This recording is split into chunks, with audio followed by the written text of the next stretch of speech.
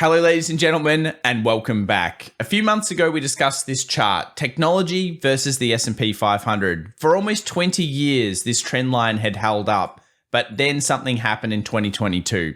It broke below the trend line. It really marked the difference between valuations and reality. And of course, now we know that Q1 of 2023 and Q2 earnings are going to be the main focus of this year. Depending on what happens there, we could be going for potentially catastrophic valuation compression.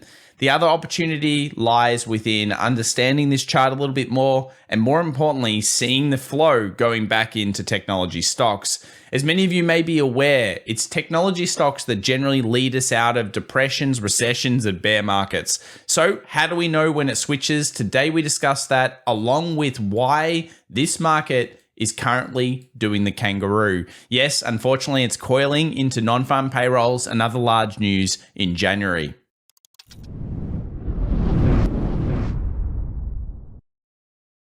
Well, welcome back everybody to the Daily Show, and we'll start off talking about the big news stories, the macro data, the lead indicators, and then of course the key levels that you need to be watching in today's show. So first up, another zombie company potentially dies. Bed Bath & Beyond warns of potential bankruptcy. Pretty much this will be the story of 2023. Higher interest rates and more zombie companies than we've ever seen before within the US economy and worldwide economy will mark the beginning of bankruptcy warnings across the board. Bed Bath & Beyond is likely one of the first dominoes, and there are probably more to come. What will the Federal Reserve do? Time will tell, but at this stage, of course, they're still dealing with inflation and trying to cool the US economy so that they can support it later on. Stocks slide after the data points suggest a strong labor market. This was the story of the last 24 hours. Another maybe hot non-farm payrolls coming in. If that happens, the market tends to hate it, and we know what that means. Potential falling to new levels. We'll talk about those in just a few seconds. As we mentioned into the headline of today's show, we were talking about the idea of valuation compression into Q1 and possibly Q2. Always consider forward PE ratios. During certain periods in time throughout history, we've had some very high forward PE ratios. 2022, we started way too high at 21.4. The average is around 16 and a half. So we're right on that at the time of this recording. However, in the future, it could be that we go even lower. Something like a 13, a 10, a 14, or even a 16 has been something that's happened in previous sell-off zones. And this is going to be one of those times where can you be greedy when others are fearful and recognize those opportunities? I highly suggest you consider subscribing to this channel because, of course, what we'll be doing together is finding, hopefully, these areas and discussing them critically when they occur. The key will be to remain focused and, of course, not fearful during those times should they occur in 2023. Let's now have a look at what we are doing leading into the non-farm payrolls numbers, the jobs numbers coming out literally in less than 24 hours. Well, as you may know, we talk about this chart a lot, smart money inflow versus dumb money. And we've seen a kind of overtake of dumb money recently, of pretty much neck and neck leading into this non-farm payrolls. And we have what we call a coiling market. That is a market that could be in distribution or accumulation ahead of a big move. Yeah, there's most likely going to be a volatile move coming out of this, and opportunity is there for the person that is patient, or of course, if you manage to pick the right direction. We'll talk more about these charts a little bit later on, but do remember to follow us over at FX Evolution because we share these charts along with some of the key levels that we're looking at right now in the markets.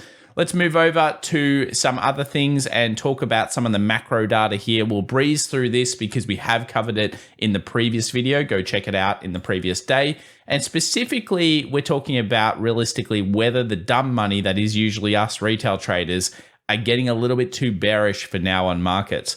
We've seen small traded premiums spent on puts really outpacing calls. And when we've had similar readings to this, we've tended over the next week or even couple of weeks to usually gravitate towards sideways or even up market ticks. Sometimes it has marked the bottom, but usually that's been with a new low and a very high VIX of over 45. So just remember, there's those types of things that you're looking at when you're looking for bottoms in markets. Small traders, of course, spending more on this particular area. If we start to clean up the data a little bit more, we've had a lot of reads in 2022. We're starting to get those reads in 2023 as well. And sometimes when we had these readings, we either V-shaped, or if we look at global financial crisis, we ended up actually sidewaysing for a period of time before dropping off. And this is very, I guess, consistent with some of the things that we've seen in previous overlays with the global financial crisis and 2008-9.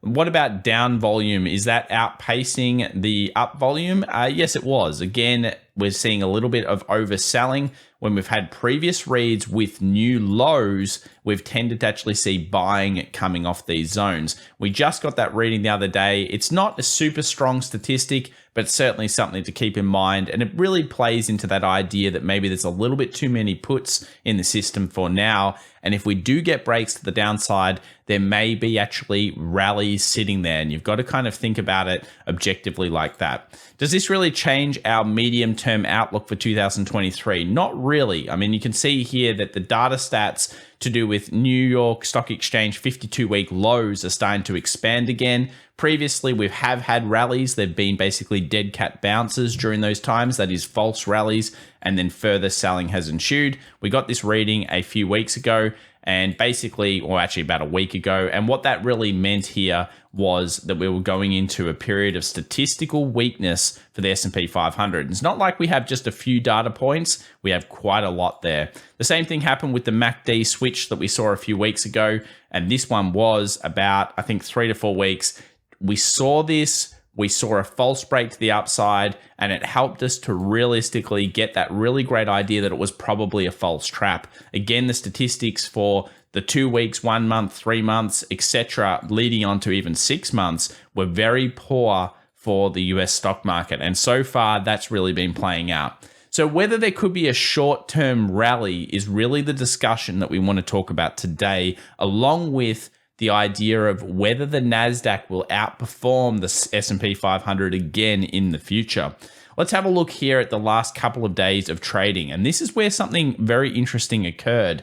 Notice the 3 sectors down the bottom, specifically though, the standout sectors that have been doing incredibly well for the last month: utilities, staples, and healthcare. Now, while it may not seem like this, if we take the last 5 trade days, what we notice here is that some of the defensive sectors that have been doing the best over the month of December actually have started to underperform a little bit in the most recent market.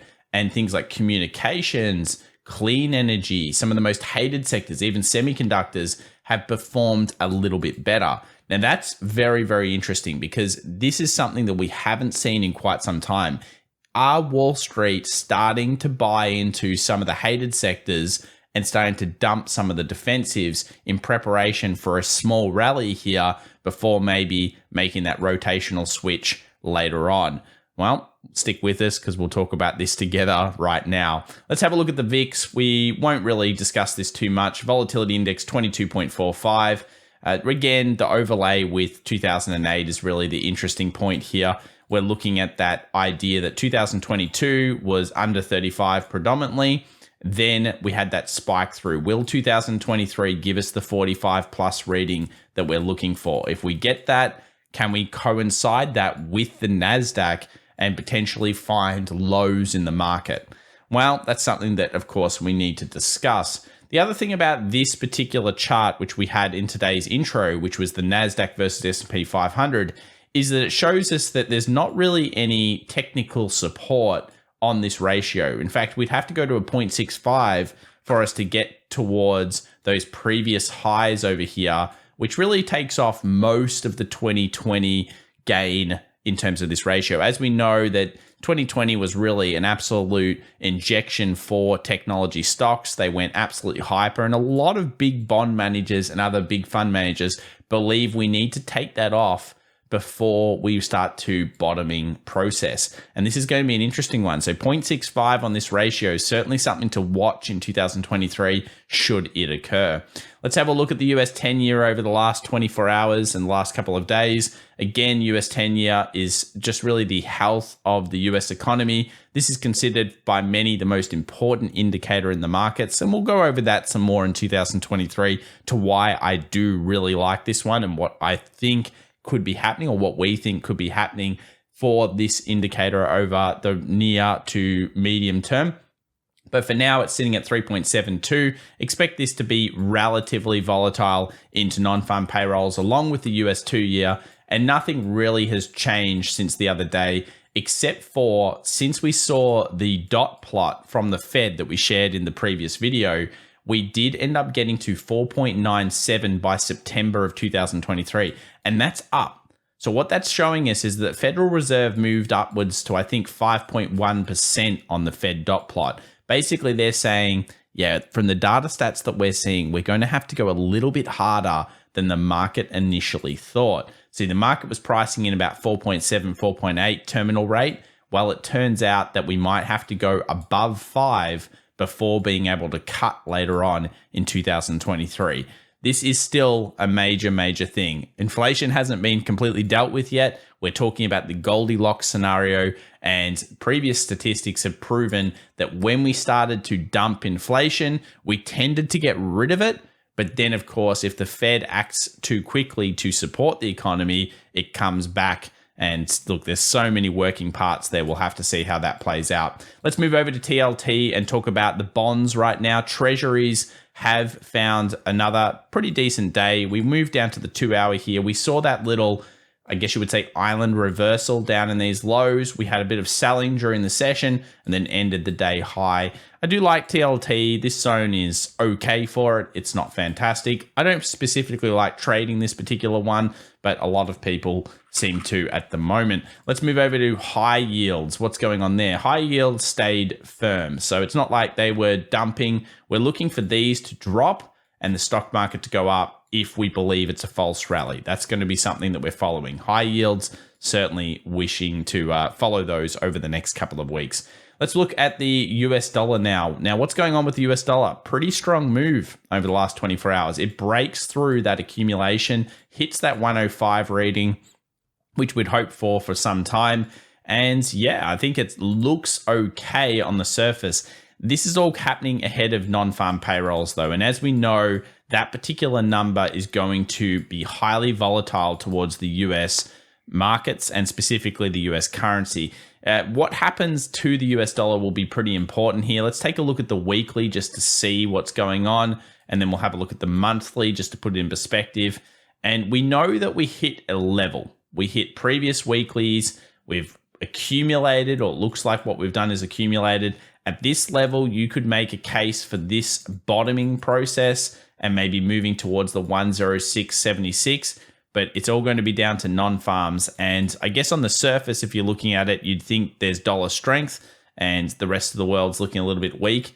But we are in what you would call a fairly decent supply zone. This was one of our little target zones. So 105, the next level, should we break through this 105 kind of 22, would be around that 106.75. So quite a large increase that's potentially there after non-farm payroll. Certainly something we're looking at. What about gold? It ended up doing a daily engulf towards the downside. Again, because of the strong US dollar, gold weakened here a little bit and it's into non-farm payrolls. I think we'll revisit gold as we get more information coming out of non-farms. The one thing that we have had pretty consistently recently has been this fairly strong trend line that's coming off the lows here.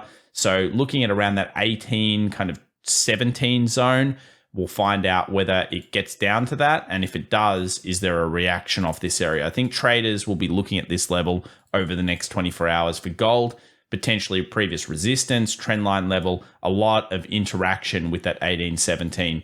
Let's move over to US oil. US oil kind of looks slightly bullish here on the short-term timeframes, looking towards a 77 for oil. It fell off heavily at the start of 2023. We still maintain a 65 ideal for it at some point in the next couple of months. I'd like to see it move back to 77 and then from 77 potentially find those sellers. This area here is a critical point for markets. And at the time of this recording, if we actually scroll down to the 30 minutes, we'll notice it took the lows and then it has some rebound wicks here. So effectively, it kind of made new lows. It went even lower again. It's come up. It struggled with 75 a few times. But once it breaks through that, you'd have to think it's going towards that 77 roll reversal area. And that's going to be a critical point for US oil. A few people have asked about energy stocks and if you can do an overlay with those, because oil and energy stocks have been reacting a little bit differently. The one thing I would say here with energy stocks is they came off a distribution. We were certainly all over that. We thought that we could get down to this zone, and now currently we could be in a new accumulation or even setting up for another short later on. Be very careful in the energy stocks right now. They were the talk of 21. They were the talk of 22, 23. Everyone's still talking about them. Will it be the sector to be in? I'm not too sure about that, especially if we end up seeing rate cuts. So if we do end up getting rate cuts, I'll say this, energy stocks don't like that. We'll come back and hit this though up when we see some critical breaks, especially if we get that downside break past 82.64. Let's move over to Tesla. We've got the new expected options moves. We end up getting down to the 108, which was the expected move of the last 24 hours, and it ended up happening. So we got down to the 108 and some pretty strong buying came in off this area. If we actually look at the fib here as well off the pull, it came back to that kind of golden pocket area, which lined up with the 108. For anyone that was doing day trading around there, I guess that was a pretty good level. Well done to you. Now we lead into non-farm payrolls. Now, are you going to be scared of Tesla? Well, there's a few things to consider. First up, the expected move into non-farm payrolls and the Friday session is 114 on the high and 106.66 on the low. Approximately 68% of the time, the market should remain within these two areas. And you might say, well, how is that useful? Well, it gives you also zones where you could have technical resistances and supports. And if you end up lining those up, that's why we're going to start offering this data in 2023, because if you line those up with key levels that you're already watching, it's another point of confluence. And that's something we're all about on this channel, building confluence, building the story, and trying to find as many different reasons to build the evidence to be in positions.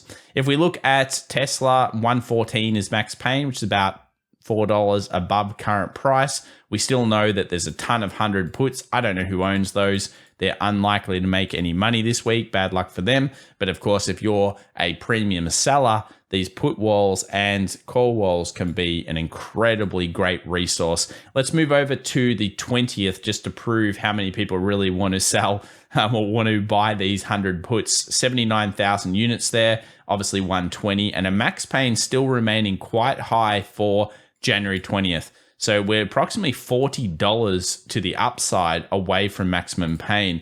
If the market starts to ramp for Tesla, even though it could be a dead cat bounce, remember that this is a massive options expiration, 3 million units at stake for the 20th of January. That's the one to watch this month. Let's move over to Apple. We've got the new updated expected high and low, 127 on the high and 122.80 on the low. So it's moved a little bit over the last 24 hours.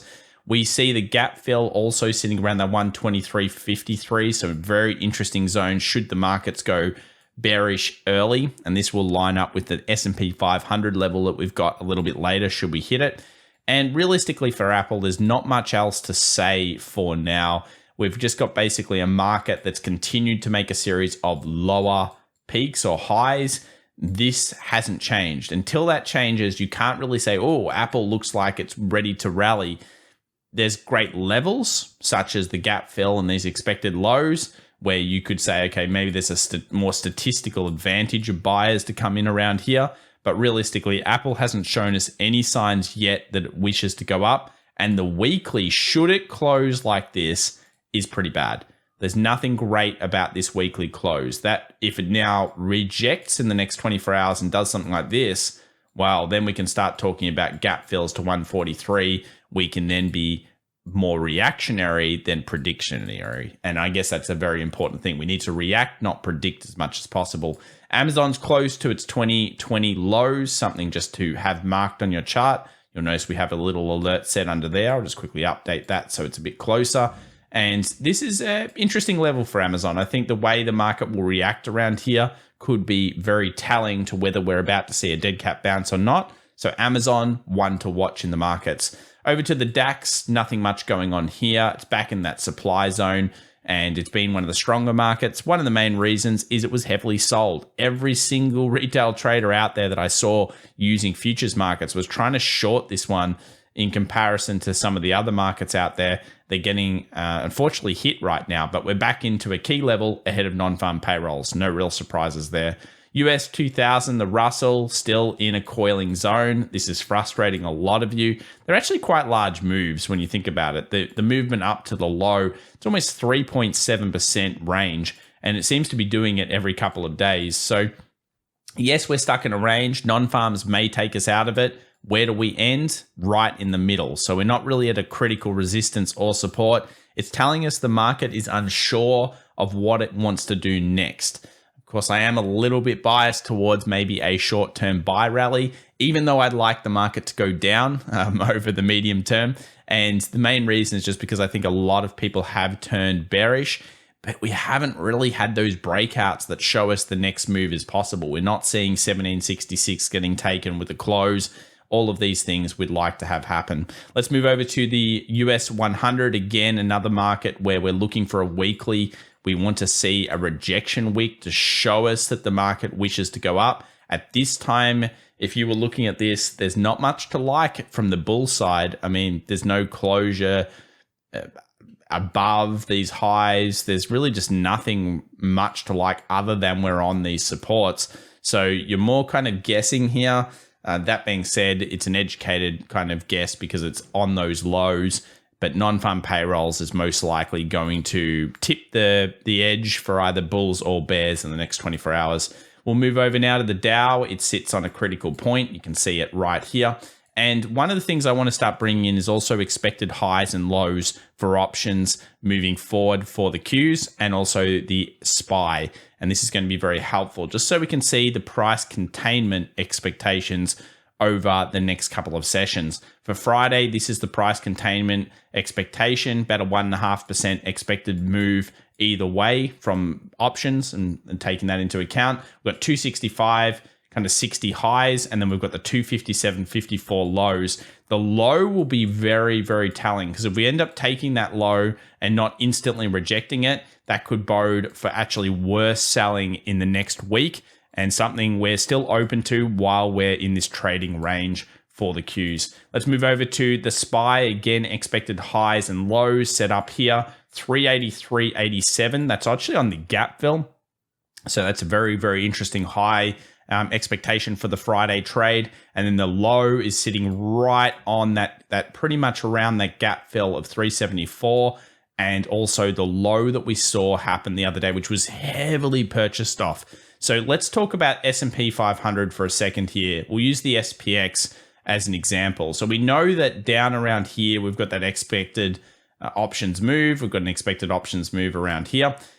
If we do, and I want to just quickly explain this, if we do take these lows, I kind of favor that if these lows are hit anywhere in this range and we start getting a wick that is a demand purchase, and that wick ends up closing as some kind of hammer, and then we see follow through in the next session, that close is most likely going to allow us to therefore react to the money flow. So a lot of people are saying, oh, Tom, you know, you're playing both sides here. Hey, yeah, I'm not going to say we're not. We're playing the high statistical areas. Of course, we are in a coiling range. If you were looking at this coiling range, the standout characteristic for now is this wick. This wick shows us that there were buyers, there was strong demand there. We also know that there's a lot of smaller traders trying to buy puts all over the place, thinking the market's going to collapse right now. Now, markets don't tend to collapse when that happens. Of course, there's always statistical anomalies, but that's something that's interesting. We do know we have our gap close at 3995, and that this sits on a very interesting stacked confluence zone. So I think that's something that's important to note. So at the time of this recording, if it does end up going down to this level, it closes underneath. Well, the close is the key. I mean, if it closes under these levels, then all of a sudden, once we take these 3,700 lows, you would think we're going to just basically see a bit of a flash selling event. However, if we go down, we instantly reject that level. Well, that's going to help us to really say, yes, that was a false move to the downside. All right, let's put in the kind of, level here where there's probably buyers recommitting themselves to this trade. Opposed to that, 3,900 plus breakout's going to be critical, because if we get that, we're then showing this as probably accumulation, and we move towards ideally a 39.95 gap fill and then potentially sell off this level. Let's have a look at why the sell could come through here. Well, there's a few reasons. One, it would be a 61.8 fib of the entire movement down, so that would allow a pretty big stacked level. We've got an unfilled gap. We've also got a 4,000 psychological level and some structure that happens around this price in the market. On the downside side of things, we also have gap fills that are still sitting at 37.42. We have previous demand zones showing up there. And imagine if it did this, bang, like that. That's a spring or a Wyckoff style event. And if you can be patient enough to wait for some of those in markets, they can give you some of the best opportunities. I guess a classic case of this was the one over here where we saw the lows get taken and then it instantly rejected those. That was a go sign that the buyers had done their work, taking everyone's stop losses, liquidating the position and moving off. So just to further explain kind of why I'm thinking this way, it's because we are in a trapped zone. Yes, we could maybe say, okay, we can lean towards the buy side because so many people are bearish. But if we do end up taking the lows, you've got to think it's all about how does that low get taken and what happens after that. That's super important. Hopefully that's helpful. And if it is, remember to subscribe to the channel. Options expiration sitting at 382. Stock price is basically sitting right on that. It's not a huge options expiration. If we move forward to the 20th, just because we've been doing that recently, and we have a look, 390 is the high. And again, this is why it's going to be tough to hold lows during January. There's so many puts out there. It's not impossible. It's just there's a lot of them sitting there. So that's something that's important to think about. Crypto market, I will say this. I still think that there's a good chance that the market will end up lower. One thing about crypto markets, and we will do the study on this in 2023, they do tend to hate the Fed. That is, if the Fed is doing the wrong thing for crypto market, then crypto market tends to do poorly. When the Fed pivots, and if it does in 2023, and it starts to do rate cuts and changes the policy, that can often mark the low, or it has marked the low in the past for the crypto market. So that's something we'll be talking about. You can't really either discount this weekly close that happened a few weeks ago. It's a very bearish looking one. It comes off the role reversal. Of course, if crypto is able to get above this 18,400, you have to think it's going to rally for a little bit. 21K could be certainly there. But for now, we're looking for buying, ideally into that 17.4, 17.6, and then will the bears recommit themselves there? Last 24 hours hasn't really shown us much.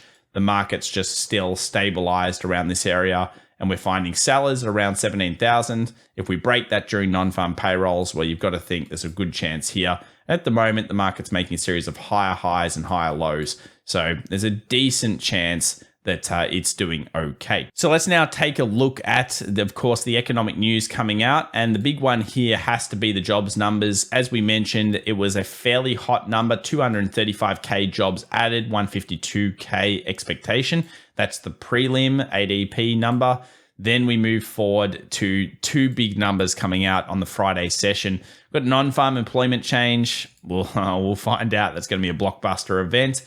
Expect the unexpected with this kind of one. Remember, markets tend to do this with non-farm payrolls. Go off in one direction, then reverse it after that happens, grabbing liquidity on one end. You've got to be really careful around this number. Historically, other than at the moment inflation numbers being the most important, non-farms was pretty much the most important number of the month coming out. ISM Services PMI at 10 a.m. New York time as well. That'll be another big number. So it's going to be a fairly high you would think probably volume traded day, and even though it's just the start of 2023, and of course the implied volatilities and expected moves are all over the place. Good luck out there, guys. Make sure to subscribe, smash that like button if you enjoy, and of course come over and follow us on Twitter at FX Evolution if you want to stay up to date with some of the great charts and other ideas that we share over there. See you soon.